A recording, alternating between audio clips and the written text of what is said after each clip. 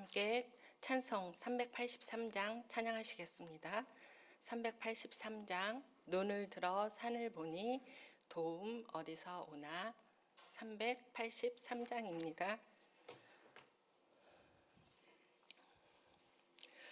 눈을 들어 산을 보니 도움 어디서 오나 천지 지은 주 하나님 나를 도와주시네.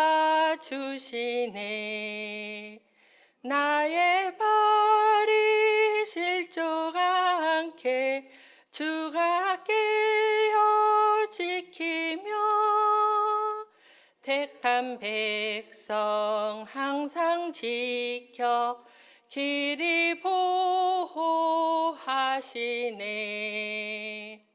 도우시는 하나님이 내게 그늘 되시니 낮의 해와 밤의 달이 너를 상치 않겠네.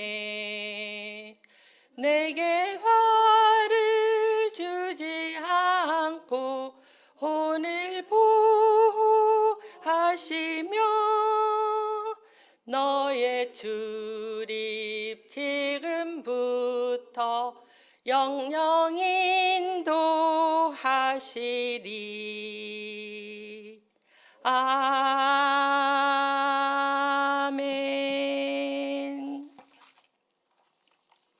아버지 하나님, 새로운 하루를 주님을 예배하며 기도로 시작하게 하심을 감사합니다. 주님은 우리에게 복을 주시고 우리를 지키시기를 원하시니 감사합니다. 주님은 언제나 주의 얼굴을 우리에게 비추시고 은혜 베푸시기를 즐기시며 평강 주시기를 원하시니 하나님께 감사를 드립니다. 하나님, 이 시간은 우리의 자녀들을 위하여서 기도합니다. 우리의 자녀들의 마음을 하나님께서 지켜주시기를 간절히 기도합니다. 우리가 여호와를 항상 내 앞에 모심으로 우리의 마음이 흔들리지 않게 하여 주시고 주님께서 생명의 길을 보여주셔서 주 안에서 충만한 기쁨을 누리는 우리들 부모들이 되게 하여 주시옵소서. 그러한 부모들의 믿음을 따라서 사랑하는 자녀들이 주의 사랑과 말씀의 능력 안에서 아름답고 굳건한 믿음을 가진 자로 살게 하여 주시기를 간절히 기도합니다.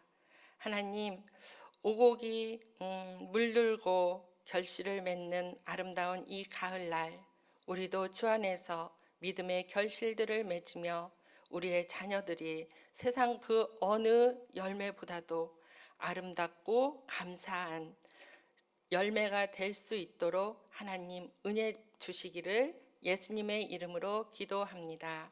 아멘. 이 시간 우리가 함께 보실 말씀은 이사야서입니다. 이사야 40장 28절에서 31절까지의 말씀입니다. 이사야 40장 28절에서 38절까지의 말씀을 한 목소리로 읽겠습니다. 너는 알지 못하였느냐? 듣지 못하였느냐? 영원하신 하나님 여호와 땅끝까지 창조하신 이는 피곤하지 않으시며 곤비하지 않으시며 명철이 한이 없으시며 피곤한 자에게는 능력을 주시며 무능한 자에게는 힘을 더하시나니 소년이라도 피곤하며 곤비하며 장정이라도 넘어지며 쓰러지되 오직 여호와를 앙망하는 자는 새 힘을 얻으리니 독수리가 날개치며 올라감 같을 것이요 다른 박질하여도 곤비하지 아니하겠고 걸어가도 피곤하지 아니하리로다. 아멘.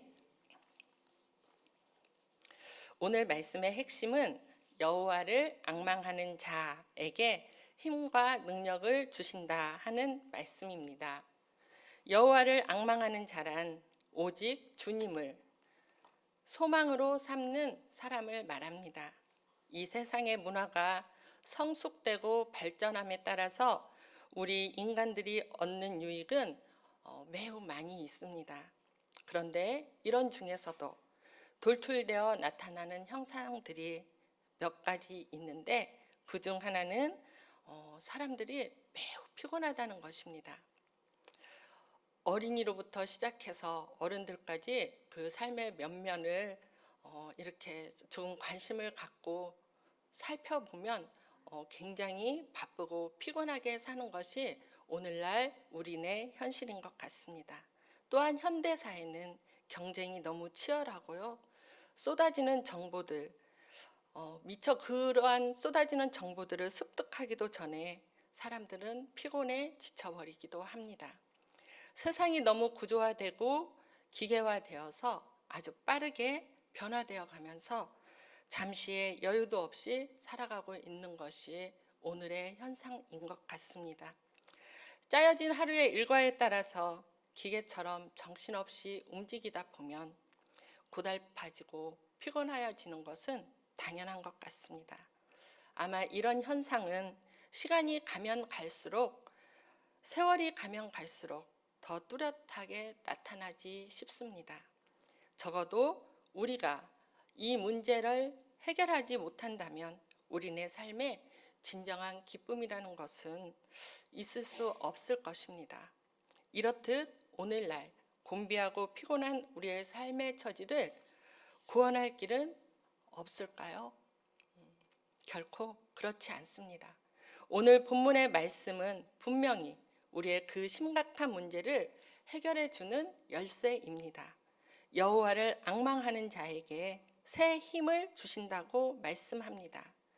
젊은 청년이라도 힘이 빠져서 허덕이고 피곤하고 장정들이라도 맥없이 넘어지고 비틀거리기도 하겠지만 여호와를 앙망하는 자에게는 새 힘을 주신다고 말씀합니다. 새 힘을 주시는데 그 힘은 독수리가 날개를 치면서 하늘을 향하여서 올라가는 것과 같은 박력 있고 생동감이 넘치는 힘을 주신다고 말씀하십니다. 우리는 하나님께서 주시는 이 새 힘을 얻어야 하지 않겠습니까? 삶의 현장에서 피곤하고 지친 모습으로 하루하루를 힘들게 넘기고 있습니다. 영혼도 육체도 지쳐 있습니다. 또 한편으로 보면 너무나 악한 세상 때문에 선하게 살려고 하는 사람들은 오히려 어떻게 해볼 도리가 없게 되어가고 있는 모습들도 참 많이 있습니다. 순전하며 정결하고 거룩한 삶의 방향을 지향하는 이들이 때로 이런 사회적 구조와 인식 앞에서 외면당하기도 하고 그 심령들이 참담해지기도 하는 모습을 볼 때 참으로 안타깝습니다. 세상의 지식은 악한 쪽으로는 더욱 발전이 되는 것 같습니다. 이기적이고 기계화되어질지언정 선한 것으로 발달되는 것은 매우 미미한 것 같습니다. 그러므로 우리는 명철이 한이 없으시며 피곤한 자에게 능력을 주시며 무능한 사람에게 힘을 더하시는 여호와 하나님을 앙망함으로써 우리는 구원되어야 하는 것입니다. 새 힘을 얻도록 구원되어야 하겠습니다. 그래서 어떠한 환경과 처지에서도 실망하지 않고 계속하여 힘과 용기를 가지고 달려갈 수 있는 사람이 되어야 하겠습니다. 힘이 없으면 우리가 할 수 있는 것들이 없습니다. 건강하지 못한 사람은 마음이 아주 간절하여도 실제로 행동하지 못합니다. 이는 육체의 건강 또 영혼의 건강 모두 동일합니다. 그래서 더 안타깝고 조급하여집니다. 짜증스럽고 불안해집니다. 결국은 성격 이상자가 되기도 하고 자기 분열을 일으키고 마는 것이 현대사회의 또 하나의 안타까운 실상이기도 합니다. 그러므로 힘이 있어야 합니다. 육신의 힘도 있어야 하고 영혼의 힘도 있어야 합니다. 피곤하지 않은 강한 지혜의 능력, 믿음의 힘, 건강의 힘이 우리에게는 꼭 필요합니다. 이런 힘은 어디서 얻을 수 있을까요? 그것은 오직 여호와를 앙망할 때에만 가능합니다. 시편 1편에 보면 복 있는 사람은 주야로 여호와를 묵상하는 자라고 말씀하고 있습니다.